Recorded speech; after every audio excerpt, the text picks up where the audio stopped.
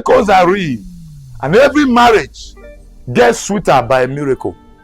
And that miracle is not what you pray for, it's what you invest into. Hey, a big question. How come that God's first recorded miracle was for marriage? And Jesus, his only begotten Son, first recorded miracle was in marriage. And these are documented in scriptures. What was the first miracle God performed? After making man one entity, Adam, a male, he looked at man and said, it is not good for you to be alone. A problem. The first problem God found with his creatures. The first time God said it is not good was in the singleness of Adam. It is not good for you to be alone. You need a helpmate. Now where is this helpmate going to come from? Caused him into a deep sleep. Brought Eve out from Adam. Not a child, a full-grown woman. Adam was a male without breast. Eve came out fully breasted. Adam was a male without a feminine bum. Eve came out with all the shape and bum. You ask yourself a question. With all the figures, where did these figures and shape come out from? This straight man. That is a miracle. A miracle. The first miracle God performed was a miracle of Eve, a woman coming out of a man without pregnancy. That was a miracle. No 9 months. That was a miracle. That he got her from him. A miracle. Marriage began with a miracle. Yeah. God instituted marriage with a miracle. And when Adam woke up, he said, this is bone of my bones. In other words, bone from my bones. Structure of my structure. And now it becomes flesh of my flesh. Beauty of my beauty. That's another day's talk. Now Jesus, in a marriage feast, not a wedding, marriage, not wedding. Take note. Was told that this marriage celebration is dying. Why? The wine is finishing. The excitement is going. The pleasure is going. The love is fading. We need another wine. And Jesus said, my time has not come. But for a marriage, I can do anything. And I caused water to become wine. A miracle. And then it was recorded that they said, the wine at the later end is sweeter than the wine that began this marriage. How? A miracle. So, with this, a miracle started the marriage, God, and his son came and said, the miracle continues the marriage. Why? The marriage is meant to be sweet, and only a miracle can ever keep it sweet. Yeah. The marriage is designed to be better as it gets older, and only a miracle can make it such. So you need the miracle of marriage, and this miracle is not a miracle you pray for or you fast for. You know why?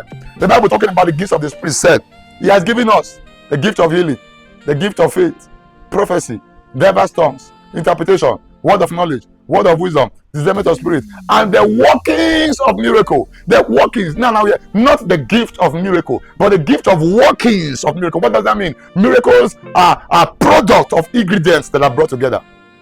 They are the outcome of several inputs. By the grace of God, I'm a Holy Ghost and a miracle evangelist, self-anointed reviver. Now, I see miracles. I see the blind see. I see deaf hear. I see dumb speak. I see lame walk. I see paralyzed. I see all kinds. I see broken bones fused together. I've witnessed all those miracles. But I want to tell you something. I've seen the move of God in several ways. People are not anointed for hours and for days. But I want to tell you something. None of this is. I'm shocked and deaf. I'm surprised. I'm in awe. I worship God. But usually I expect them. And God always do more than my expectations. You know why? Because there are things done. There's a prayer retreat.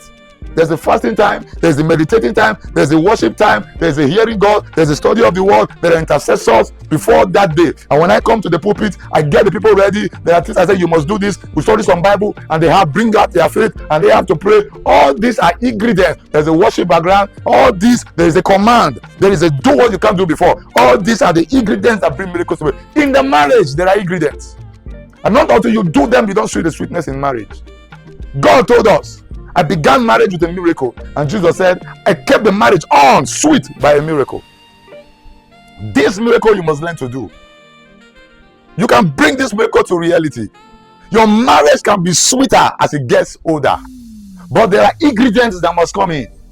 Because for that wine to come into that marriage, you have to do the necessities for the miraculous. And I want to tell you, the wedding is always good. It doesn't need the miracle. All the wedding needs is money and good friends and get good vendors and good vending and good musicians, good ambience, and everywhere is sweet and everybody is excited. A good tailor that'll give you good clothes, and it's fine because the wedding is for at most 12 hours. At most for crazy people 12 hours. But the marriage is forever. Many people get ready for wedding and not for marriage. That is why when they enter their marriage, there is no wine, because they never even got ready to bring wine in. They were not ready for the miracle process. So you find a lot of marriages crashing. No wine, no sweetness, tolerating each other. And the woman is saying, "If not for this children, I would have left this marriage." Did you meet the children in the marriage? Why? For the wedding, there was a baby kissing, necking, and all this kind of stuff, touching, and everything. But when they are married, give them 3 months. Falling out of love. No, you don't fall in love and fall out of love. It doesn't happen. Love does not have a key that you fall in or you jump down. No, the truth is that you were never in love, or you did not understand what it was. But I want to teach you how to keep the wine flowing in a marriage. Your marriage can be sweeter. Say, my marriage can be sweeter. I say, it's possible, but there are ingredients needed. No, you don't pray and sow seed and just dive into it. You need to work it out. By grace, you work it out. Because you see, at the beginning, it's always nice. You fight, you say, "Baby, bring it on." You talk any, "Don't worry, I love you." But how come that after 1 year, 6 months, 3 months, the lady is pregnant, there's tension? Because, watch me, society expects from you. In-laws expect from you. Your friends expect from you. You expect from your partner. And with all this, pressure and tension begins to come in. The children come in, and another thing. Your body begins to change, another stuff. Pregnancy changes your body. Childbirth put pressure on your finance. All of this sucks, dries the wine that started the marriage. So how do you ensure that as the marriage continues, the wine is getting better? Follow the next teaching, because we're starting it up there. Miracles are real, and every marriage gets sweeter by a miracle. And that miracle is not what you pray for, it's what you invest into, and you see it. Hear me very well. Hear me very well. The marriage can be sweet for you, a Muslim, you, a Christian, you, a Buddhist, you, an unbeliever, you, a traditional worshiper. The marriage can be sweet. It is principles, miraculous principles. Follow me on Couples Live.